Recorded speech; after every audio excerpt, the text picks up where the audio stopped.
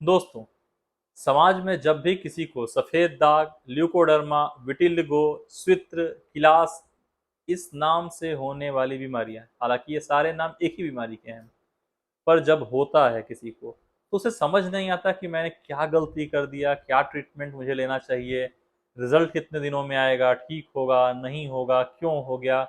बहुत सारे क्वेश्चंस उसके मन में बनते हैं। और एक हमारे सब्सक्राइबर ने इससे रिलेटेड क्वेश्चन पूछा भी था कि सर विटिलिगो के बारे में बताइए। तो उनके ही क्वेश्चंस को आज मैं रिप्लाई कर रहा हूँ और मैं बता रहा हूँ कि सफ़ेद दाग होने का जो कारण है, मॉडर्न में मोटा मोटी दो तीन कारण बताए गए हैं। पहला है इडियोपैथिक, यानी कि हमें नहीं पता कि क्यों होता है, यानी मॉडर्न साइंस जो है उसे नहीं पता चलता कि क्यों हो गया। दूसरा कारण है जहाँ पे हम देखते हैं कि ऑटो इम्यून डिजीज का होना, यानी हमारी जो इम्यूनिटी है वो बिगड़ गई, और बिगड़ कर क्या किया कि जो कलर बनाने वाली कोशिका है, जो हमारे बॉडी का फंक्शन है, जो हमारे त्वचाओं में रंग देता है, उसको मारना स्टार्ट कर देता है। और जैसे जैसे उसका डिस्ट्रक्शन होता है, हमारा त्वचा का कलर जो है वो सफ़ेद होने लगता है और बीमारी हो जाती है। तीसरा एक कंडीशन है, किसी कारण से जल गया तो वहाँ पर सफ़ेद दाग होने की संभावना रहती है। कई बार ये फैमिली में माता पिता से भी बच्चों को प्राप्त होता है। ये जो कुछ कारण हैं मॉडर्न के द्वारा एक्सेप्ट किए जाते हैं। अब बात करते हैं कि आयुर्वेद इसके बारे में क्या विचार करता है। तो आयुर्वेद का विचार है कि ये बीमारी सबसे पहले सबसे पहले हमारे खान पान की गड़बड़ी से होने वाला है। अब खान पान की गड़बड़ी किस तरीके से, जैसे मैं कुछ गलत खाना शुरू करूं तो ऐसा नहीं कि कल ही मुझे इस तरह की बीमारियां होंगी। लेकिन आप एक बात समझो कि हमारे बॉडी का जो निर्माण हुआ है वो इस तरीके से हुआ है कि वो आपस में एक एक कोशिका के प्रॉब्लम को दूसरा कोशिका ठीक करता है। पर जब खान पान उनका बिगड़ता है, हमारे पेशेंट का बिगड़ता है, तो उसके कारण बॉडी में एक खास तरह का एक अवयव निर्मित होने लगता है, इसको बोलते हैं आम। और ये आम सूक्ष्म स्तर पर जब जाता है तो कोशिकाओं के अंदर जो उसकी मेमोरी है, जो काम करने का तरीका है, उसको डिस्टर्ब कर देता है। और वहीं से स्टार्ट होता है ऑटो इम्यून डिजीज, चाहे उसको आप रूमेटॉइड आर्थराइटिस बोल दो, चाहे आप वहाँ पे सोराइसिस बोल दो, ल्यूकोडर्मा बोल दो, या दुनिया में जितनी भी ऑटो इम्यून डिजीज होती है, उसके होने के पीछे मूल फैक्टर जो होता है वो कहीं ना कहीं आम का निर्मित होता है या प्रज्ञापना। तो पहला कारण क्या रहा हमारा, खान पान का गड़बड़ी होना। अब इसमें ध्यान देना है कि यदि मैं गलत कर रहा हूं तो जरूरी नहीं कि मैं ही सफर करूं। मेरे खान पान की गड़बड़ी से, मेरे आहार विहार की गड़बड़ी से वो दोष मेरे अंदर जब डिपॉजिट होने लगेंगे तो कई बार मेरे शुक्र के द्वारा, यानी मेरे स्पर्म के द्वारा, या ओवम यानी फीमेल के एक के द्वारा वो नेक्स्ट जनरेशन को कैरी होने लगते हैं और जाने लगते हैं। इसी कारण से अनुवांशिक बीमारियों के होने का प्रमाण मिलता है। जैसे आप समझो, किसी माता पिता को, जैसे हमारे यहाँ समाज में अब इस समय 10 में से 7 लोगों को डायबिटीज है, तो नया शब्द सुनने को मिला कि भाई जेनेटिकल है। पर आप समझो कि हमारे पीढ़ी के लोगों को डायबिटीज हो रहा है। पिताजी के पीढ़ी में ये 10 में से आप देखोगे तो 4 लोगों को था, पर या 5 लोगों को था। पर दादाजी के पीढ़ी में जाओगे तो इक्का दुक्का लोगों का था। यदि उनके एक पीढ़ी पीछे चले जाओगे तो डायबिटीज किसी को था ही नहीं, या बहुत कम, रेयरली किसी किसी को था। इसका मतलब है कि जो गलत चीजें हमारे खान पान में आई, जो हम लोगों ने अल्ट्रेशन करना स्टार्ट किया, उसका इम्पैक्ट हमारे बॉडी पे आ रहा है, और वो धीरे धीरे करके जेनेटिकल डिसऑर्डर का फॉर्म ले रहा है। तो सफेद दाग होने का कारण क्या है, पहला आहार विहार का गड़बड़ होना, पहला कारण। उसी से चूंकि आनुवांशिकता भी रिलेट करती है। दूसरा होता है कि कई बार किसी किसी खास परिवार में कोई खास तरह का खाना पीना, रस्म रिवाज ऐसा मनाया जाता है। वो जो विकृति है हमारे फूड में जब हमारे साथ आती है तो हमारे बॉडी में प्रॉब्लम क्रिएट करते हैं। उदाहरण से समझाते हैं, जैसे कानपुर क्षेत्र में आप चले जाओ, कानपुर फरुखाबाद में, तो वहाँ के जो लोग हैं एक मट्ठा आलू की रेसिपी बनाते हैं, जिसमें दही लेते हैं, खट्टा रहता है, उसको फिर वो लोग मथ करके और आलू डाल करके उसको बनाते हैं। अब दही को जैसे आप गर्म करोगे उसके टॉक्सिक नेचर आ जाएंगे। वैसे ही आप आ जाओ, इस मोटापे को कम करने के लिए लोग क्या करते हैं, गर्म पानी में शहद मिला करके पीना स्टार्ट किया, यानी कि लुक वार्म वाटर में हनी लिए और मिक्स किए और पीना स्टार्ट किए। शहद को भी यदि आप गर्म करते हो तो टॉक्सिक हो जाता है। अच्छा, ये ऐसा नहीं है कि आप आज खाओगे आज ही निपट जाओगे, ऐसा नहीं होता। बॉडी में वो पड़े रहते हैं, लंबे समय तक रहेंगे, चीरकाल तक रहेंगे, और फिर क्या करते हैं, एकदम से जब डिजीज स्टार्ट करते हैं तो कैंसर हो गया, कोई सोरासिस हो गया, रूमेटॉइड आर्थराइटिस हो गया, या अल्जाइमर हो गया, कुछ ऐसी बीमारी आपके सामने आएगी कि आप समझ नहीं पाओगे यार ये कैसे हो गया। और समझाते हैं। अभी नॉनवेज बनाने की जो रेसिपीज आजकल चल रही है, सब में मलाई डाल दिया जाता है, दही डाला जा रहा है, दही में नॉनवेज को मैरिनेट किया जा रहा है, जो कि टॉक्सिक बना देता है फूड को। तो वो सारे कारण हैं। इसके बाद अभी खान पान में दो तीन चीज़ें और मतलब बहुत ध्यान देने वाला है कि पेशेंट जो है या नॉर्मल व्यक्ति जो है अनाज नहीं खा रहा है। अनाज की जगह पे क्या खाना स्टार्ट किया, मैं प्रोटीन लेता हूँ, मैं कार्ब लेता हूँ, मैं विटामिन्स लेता हूँ, मैं ये लेता हूँ। तो जब आप बैलेंस डाइट को छोड़ करके एकदम से आपका प्रोपोर्शन ज़्यादा प्रोटीन की तरफ चला जाए, कार्ब की तरफ चला जाए, कहीं भी जा रहा है, वो हमारे बॉडी में कहीं ना कहीं डिजीज को कॉज करने का फैक्टर बनाता है। उसके बाद आप समझो कि जब हमारे बॉडी में विटामिन डी की कमी होती है तो पुराने लोग क्या बोलते हैं कि धूप में जाओ विटामिन डी मिल जाएगा। पर जब पेशेंट का विटामिन डी कम होगा तो उसको धूप में जाने से प्रॉब्लम होने लगेगा, उसको धूप पसंद नहीं आएगा। वो क्या करेगा, कहीं मुझे धूप से एलर्जी होती है, और धूप में कम जाएगा और डिफिशियंसी बढ़ती चली जाएगी। तो इस तरीके से हमारे बॉडी में डिफिशियंसीज कॉज होती है। किस तरीके से हमारे सेल की मेमोरी खराब होती है और वो हमारे ही कोशिकाओं को मारना शुरू कर देता है। ये सारे कारण बनते हैं ऑटो इम्यून के। आयुर्वेद में इससे बढ़कर के भी बातें की गई हैं, जैसे कि पूर्व जन्मोपार्जित वगैरह की बातें हैं, और उसके भी सिग्निफिकेंट रिजल्ट हैं। जो बातें उसमें बताई गई हैं उसका भी प्रभाव देखने को मिलता है। तो ये सारे तो कारण हो गए। अब रही बात चिकित्सा की, ये चिकित्सा क्या है इसका। तो ट्रीटमेंट को जो मॉडर्न करता है उसमें पहला ट्रीटमेंट होता है कि आप समझो जैसे एक रूम में दो लोग हैं, दोनों आपस में लड़ाई कर रहे हैं। एक तीसरा व्यक्ति आया, दोनों को एक एक लाठी मारा और पीट करके दोनों को बिठा दिया। अब उस व्यक्ति के भय में दोनों खुन्नस खाए हैं लेकिन बैठे हुए लड़ नहीं रहे हैं। पर जैसे वो व्यक्ति गया तो क्या होगा, वापस लड़ाई स्टार्ट हो जाएगी। ये ट्रीटमेंट बोलते हैं इम्यूनो सप्रेसिव ट्रीटमेंट, यानी इम्यूनिटी हमारी बिगड़ गई है और वो हमारी हल्दी कोशिकाओं को डिस्ट्रॉय कर रही है। हमने क्या किया, इम्यूनिटी को कम करने वाली दवाइयां जिसको स्टेरॉइड बोलते हैं, वो इम्यूनिटी सप्रेसिव मेडिसिन स्टार्ट कर दिया।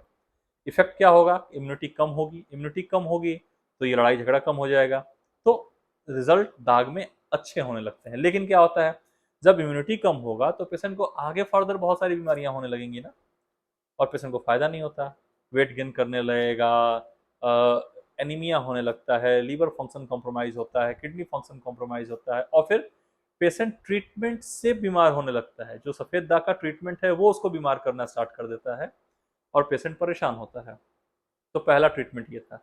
दूसरा एक ट्रीटमेंट है जिसमें पेशेंट को एक मेडिसिन दी जाती है और फिर उसको लाइट के बीच में, एक यूवी रेज के बीच में बिठाया जाता है ताकि उसे कलर आए। इसके कुछ रिजल्ट हैं, लगभग 30-40% लोगों में रिजल्ट देता है, पर ये भी 100% नहीं है। और इसके बाद क्या होता है, स्किन बर्न होने के चांसेस रहते हैं और बहुत सारे कॉम्प्लिकेशन इसमें भी आते हैं। अगला एक है जिसमें ग्राफ्टिंग की जाती है, यानी स्किन पे मानो किसी को यहाँ पे प्रॉब्लम है, इसको काटा, यहाँ के चमड़े को हटाया और कहीं शरीर का शुद्ध अच्छा चमड़ा ला करके यहाँ पे लगा करके इसको कर दिया गया ट्रीटमेंट। पर इसमें क्या है कि अंदर से तो ठीक हुआ नहीं प्रॉब्लम। तो क्या होगा कि हो सकता है कि यहाँ का ठीक हो जाए, बगल में निकल जाए पेशेंट को, कई सारे पैचेस निकल जाए। तो एक आध पैचेस हैं तो छुपाए जा सकते हैं, बट बहुत सारे पैचेस हैं तो नहीं छुपा पाओगे आप। तो ये भी एक कारण बनता है ट्रीटमेंट में, जो इसको सफल नहीं होने देता। अगला एक कारण है जहाँ पे लोग क्या करते हैं कि सफ़ेद दाग है तो वहाँ टैटू वगैरह बनवा लेते हैं, वो और गलत है, पर लोग करते हैं। तो ये कुछ तरीके जो मार्केट में कॉमनली यूज होते हैं वो हैं। अब बात करते हैं कि आयुर्वेद क्या कहता है इसके बारे में। तो आयुर्वेद ने सफ़ेद दाग को डिफ्रेंशिएट किया है, अलग अलग टाइप्स किए हैं। जैसे पहला सफ़ेद दाग, पहला जो सफ़ेद दाग है उसको एक तरीके से समझो वातज होता है। अब वो वातज सफ़ेद दाग कैसा होगा, तो वो है कि मंडलाकार होता है, गोल गोल होंगे। ठीक है। इसके बाद उसके बहुत सारे सिग्निफिकेंट कारण बताए गए हैं। जो वातज वाला है इसमें क्या होगा, मंडल होगा पहले, यानी कि पैचेस बनेंगे।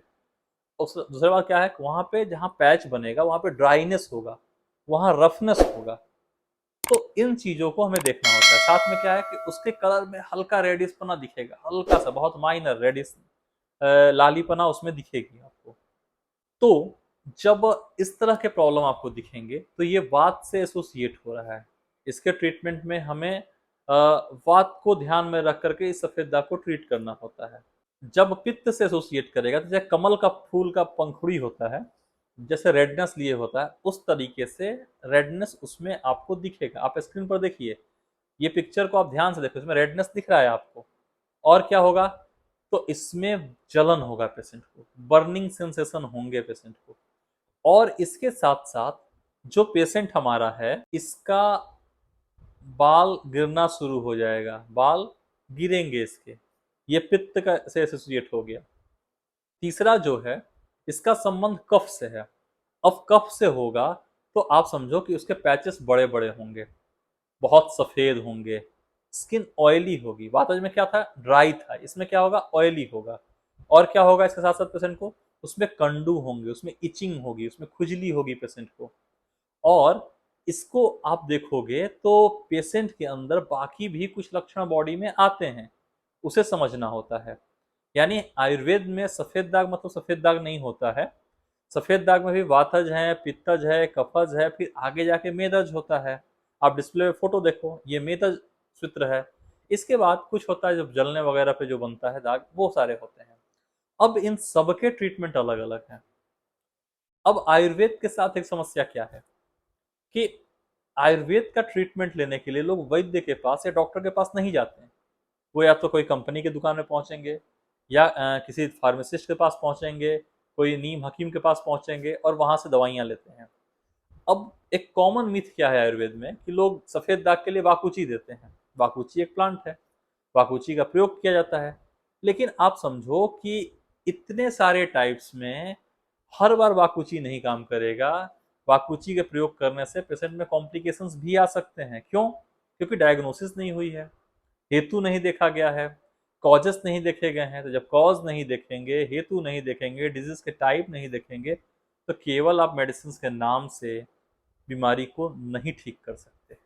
तो क्या करना होगा हमें, टाइप्स ऑफ डिजीज और कॉज ऑफ द डिजीज दोनों को समझना होगा। इसके बाद आता है ट्रीटमेंट। अब ट्रीटमेंट क्या करें, तो सबसे पहले कि ये जो बीमारी है इसमें रक्त और कृमि, रस, ये सब बिगड़ते हैं। मांस बिगड़ता है, मेद बिगड़ता है, कई सारी धातुएं बिगड़ती हैं। उन धातुओं को साम्यावस्था में लाना है। अब कैसे आएगा, तो सबसे पहले कि जो डिजीज की सप्लाई चल रही है, यानी किन कारणों से डिजीज हो रहा है, हमारे खान में क्या दिक्कत है, हमारे पीने में क्या दिक्कत है, हमारे रहन सहन में क्या दिक्कत है, उसको पहले फाइंड आउट करना होगा। जब आप उसे समझ जाओगे कि क्या हमने गलती किया, उसको बंद कीजिए। उसके बाद उसके विपरीत क्या करें, कैसे उसको ठीक करें, तो वो अच्छे हैबिट्स को शामिल कीजिए। दो चीजें हो गई। अब आता है मेडिसिन, जो वैद्य का काम है। आप किसी भी क्वालिफाइड डॉक्टर से जाकर मिलें या वैद्य से जाकर मिलें, वो डिसाइड करेगा कि कौन सी मेडिसिन आपको लगानी है, कौन सी मेडिसिन आपको खानी है। एक बात ध्यान देना है, कई बार वैद्य आपको इसके ट्रीटमेंट में नहाने से मना कर देंगे। 2 दिन तक नहीं नहाना है, 3 दिन तक नहीं नहाना है, ये दवा लगातार लगानी है। उसको फॉलो करें, उसको आप इफ वट करके उसमें शंका ना करें। क्यों? क्योंकि उसके पीछे बहुत सारे लॉजिक्स हैं, बहुत सारी मेडिसिन के इफेक्ट उस तरीके से आते हैं। तो आप उसको करें। कौन सा सोप यूज करना है, शैम्पू यूज करना है, ऑयल यूज करना है, ये भी अपने डॉक्टर से राय लेकर के करें। अगला क्या है कि कई बार क्या होता है कि कोई चप्पल से या किसी तरह के लेदर से या किसी तरह की क्रीम से लोगों को एलर्जी होती है, फिर उसके कारण सफेद दाग होता है। तो यदि ऐसा कुछ आपके नोटिस में आ रहा है कि ये मैं इस तरीके से किया या ये वाला चप्पल मैं पहना तो मुझे ये प्रॉब्लम आया, ऐसा कुछ हो रहा है, तो उसको भी अपने डॉक्टर को बताएं। अगली बात, जब ट्रीटमेंट हम लेना स्टार्ट किए और ट्रीटमेंट चल रहा है, उस बीच में यदि कुछ भी कॉम्प्लिकेशन आ रहा है, जलन हो गया, फुंसियाँ हो गई, फफोले हो गए, दर्द होने लगा, या दवा रिस्पॉन्स नहीं कर रही है, या पेट खराब हो गया, पेट में दर्द हो रहा है, कुछ भी ऐसा दिक्कत आपको आए, तो आप इमीडिएट अपने वैद्य से या डॉक्टर से कंसल्ट करें और फिर उसके ट्रीटमेंट को कंटिन्यू करें। तो आपके ये सारे प्रॉब्लम्स रिजॉल्व हो जाएंगे और ठीक हो जाएंगे। अगर रही बात कि यदि ये नहीं ठीक हो रहा है मेडिसिन से, 10 साल, 8 साल, 5 साल ऐसा समय बीत चुका है और आपको लग रहा है कि दवाइयाँ ठीक चल रही हैं, बहुत अच्छे अच्छे डॉक्टर से मैं मिला लेकिन इसमें 0% भी मतलब कोई इम्प्रूवमेंट नहीं आया, कोई फायदा नहीं हुआ, बीमारी बढ़ता जा रहा है। कई बार मरीज कहते हैं कि सर मैं दवा खाना स्टार्ट करता हूँ तो बीमारी बढ़ने लगती है, और मैं सारी दवाइयाँ छोड़ दिया हूँ तो बीमारी मेरी बढ़ती नहीं है, जितना है उतने पे रुका रहता है। तो उन सभी चीज़ों के लिए आयुर्वेद का एक स्पेशल ब्रांच है, जिसको बोलते हैं देव व्यापाश्रय चिकित्सा। उसके लिए आप वैद्य से मिले, उनसे बात करें, वो आपको समझाएंगे कि देव व्यापाश्री कैसे करना है, वो चिकित्सा कैसे लेनी है आपको, और उसे आप एकदम रिलीजियस होकर फॉलो करें, युक्ति व्यापाश्रय को रिलीजियसली फॉलो करें, वैद्य के कहे हुए बातों को आप माने, तो आप बहुत बेहतर रिजल्ट ले पाओगे सफ़ेद दाग में। और पेशेंस के साथ ट्रीटमेंट लें, 2 दिन 4 दिन 10 दिन महीना दिन 15 दिन में आपको फायदा नहीं होने वाला है। अगला एक बात आप लोग बता दूं कि बीमारी जब स्टार्ट होती है तो वो बढ़ने वाले फेज में होता है, उसका स्पीड बहुत तेज रहता है।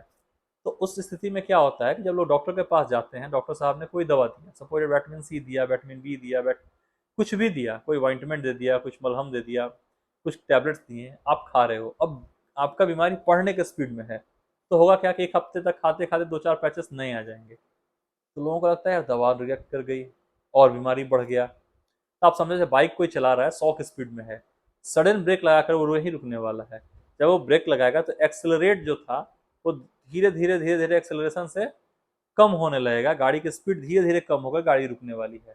तो धीरे धीरे रुकने में क्या है, वो 200-300-400 मीटर आगे जाके रुकेगी।